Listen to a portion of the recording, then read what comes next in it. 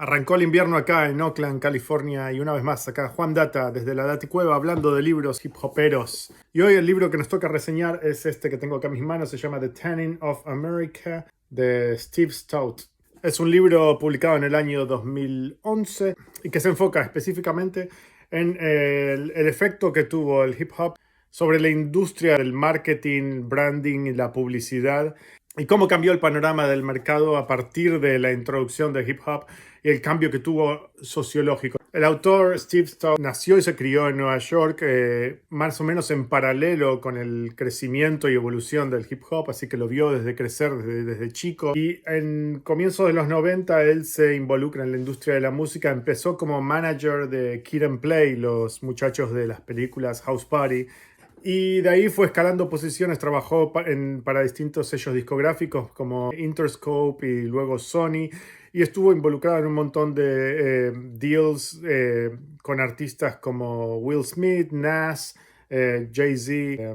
Mary J. Blige y otros tantos más. Hacia fines de los 90 su carrera profesional pega un giro de timón inesperado y deja la industria de la música para dedicarse al mundo de la publicidad. Él, que tenía experiencia desde sus comienzos de conectar a artistas con marcas como sponsors, ahora se pasa al otro lado del mostrador y ahora es él el que les recomienda a las marcas a qué artistas les conviene sponsorear. Y así fue que durante la primera década del 2000 él se involucró con marcas como Sprite o Reebok, conectándolos con artistas de hip hop. El libro traza más o menos una historia desde los comienzos del hip hop y de cómo fue originalmente ignorado totalmente por el mundo corporativo. Las empresas no creían o no les interesaba el hip hop como fenómeno y ni como público al que venderle sus productos, ni como canal para dar a conocer sus productos. Y cómo eso fue cambiando con el tiempo hasta que llegó a hacerse el extremo opuesto, donde el hip hop se convirtió básicamente en la escena donde las marcas y todos los productos más grandes del mainstream comercial, por lo menos en Estados Unidos, todos quieren tener una porción de la torta del hip hop porque es la más grande en el mundo del entretenimiento, es donde está toda la plata. Entonces todos quieren aprovechar para meterse ahí y hacer algún trato, ya sea con cantantes que usen su ropa o que mencionen su marca en una canción o que muestren su auto en un video. Todas esas cosas son todos tratos que hacen entre corporaciones y artistas con los sellos como intermediarios y gente como él, como Steve, que funcionaban un poco como conectores entre los dos mundos. Entonces tenés esa relación un poco simbiótica que se produce entre las corporaciones y sus marcas que quieren aferrarse a ya sea artistas o fenómenos del hip hop porque consideran que estar asociados con ellos les proporciona un poco de imagen de cool a las marcas, que los hace relevantes, especialmente para el público más joven. Y al mismo tiempo a los artistas que siempre están buscando otra manera de compensar sus ingresos, buscan generalmente sponsoreos a través de ya sea marcas que le den ropa para ponerse o para aparecer en avisos comerciales. O para mostrar productos, hacer product placement en videos de canciones. El escritor tiene una posición ventajosa para escribir este libro, ya que vio el fenómeno de los dos lados del mostrador. Como decía antes, él estuvo del lado de los artistas, trabajando con los artistas, y después del lado de las marcas. Así que sabe un poco cuáles son las motivaciones y qué es lo que le conviene a cada uno. Él, de hecho, el libro lo escribe en primera persona, contándolo a partir de su experiencia personal, pero hablando de fenómenos que son a nivel nacional e internacional. En ese sentido, la forma en que está escrito y el tono se parece mucho a mi libro, que yo también encaré el tema de contarlo a través de mi experiencia personal y mi carrera como profesional en la escena, usar eso como hilo conductor para contar la historia de la escena de hip hop en Argentina. Él hace algo muy similar en ese sentido en este libro y creo que por eso me enganchó tanto leerlo. Ahora bien, la tesis central del libro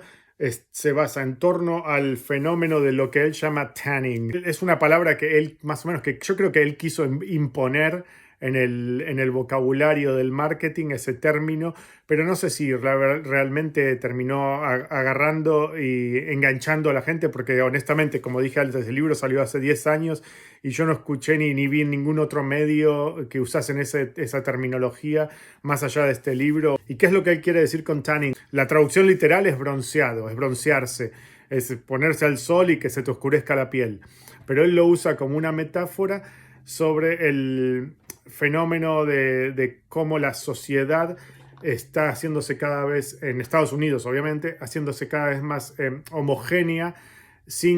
perdiéndose la diferencia de colores entre blancos y negros. Entonces él habla de tanning como el área intermedia donde se juntan las dos culturas y se forma esa especie de bronceado, de gente bronceada que está entre medio, que no son del todo blancos ni del todo negros. No está hablando de mezcla de razas, sino de mezcla de culturas. Justamente el fenómeno de cómo el tanning, según él, afectó a la cultura popular y el entretenimiento y la mercadotecnia en Estados Unidos se dio porque a partir del surgimiento del hip hop y del éxito comercial del hip hop se empezó a caer la pared que dividía las dos culturas. Estados Unidos, como sabemos, es un país que tuvo una política segregacionista por muchísimos años, que recién a partir del año 65, o sea, no hace tanto, se empezó a desegregacionar, no sé si es una palabra, desegregate, pero por lo menos a partir de mediados de los 60 se empezó a caer la pared segregacional en cuanto a instituciones. O sea, ya no había más, era ilegal tener restaurantes para negros, restaurantes para blancos, colegios para negros, colegios para blancos, pero el sistema segregacional siguió activo hasta muy recientemente, o incluso algunos dirían que sigue activo en lo que es la industria del entretenimiento. Y esto afecta al cine, la televisión, las revistas, la música, obviamente, las radios, la literatura, todo lo que sea consumo cultural en Estados Unidos está muy dividido entre lo que es entretenimiento para negros, entretenimiento para blancos. Históricamente siempre hubo, y no ha dejado de haber, a partir de la caída de la segregación, no ha dejado de haber radios que se enfocan exclusivamente en el público negro y radios para blancos. Películas para negros, películas para blancos. Y esto hace que la industria discográfica haya tenido desde su incepción departamentos separados que se dedicaban a hacer música de negros y música de blancos en otro departamento. Aunque fuese la misma compañía discográfica multinacional, tenían dos oficinas separadas, una para la música de los negros y otra para la música de los blancos, y que muy pocas veces ni siquiera se comunicaban entre sí, ni estaban al tanto de lo que estaban haciendo del otro lado de la pared, aunque era la oficina del lado, ¿no? Y esto es un fenómeno rarísimo para el que viene de afuera de Estados Unidos como yo. A mí me costó mucho tiempo entender cómo era que estaba esta segmentación del mercado que le llaman, cómo era que se daba tan fuerte hasta el día de hoy, que hasta el día de hoy se siguen midiendo las estadísticas de consumo por estos consumos de los negros, consumo de los blancos, qué es lo que escuchan los negros, qué es lo que escuchan los blancos. Y todas estas cosas que a nosotros de afuera de Estados Unidos nos resultan ridículas y muy retrógradas, pero que acá están instaladas en la forma de pensar popular general de todo Estados Unidos, y eso ha afectado directamente a la industria de la publicidad y el marketing, ya que ellos tienen targets muy específicos de este producto, se lo tenemos que vender a los negros, entonces lo tenemos que publicitar en las radios que consumen los negros. Este producto es para gente blanca de clase media, tenemos que publicitarlo en programas de televisión que consume la gente blanca de clase media. Y está esa distinción que siempre estuvo ahí y que recién se empezó a caer a partir del éxito del hip hop. Él dice que el punto de quiebre donde empieza a caerse esa pared es metafóricamente cuando los Run DMC rompen la pared en el video de Walk This Way junto con Aerosmith, rompen esa pared que los divide metafóricamente de música blanca por un lado y música negra por el otro, y hacen ese cruce que fue el primer crossover de entre las dos culturas que logró llegar a la masividad a través de MTV, y fue un fenómeno fuertísimo en su momento. Y a partir de ahí, o más o menos al mismo tiempo, Run DMC pega el sponsorship de Adidas. Adidas es una marca de ropa que no casualmente es de Alemania y que estaba muy asociada a la gente de clase media blanca que hacían jogging y eso, y que fue adoptada por los negros y latinos del gueto, sobre los B-Boys en los comienzos de los 80 en Nueva York. Y Run DMC le hicieron de Adidas su uniforme, y Adidas se animó de golpe a romper un poco con las reglas de lo que era el sponsoreo de artistas, y dijeron, ¿sabes qué? Vamos a probar qué onda con esto, y se metieron,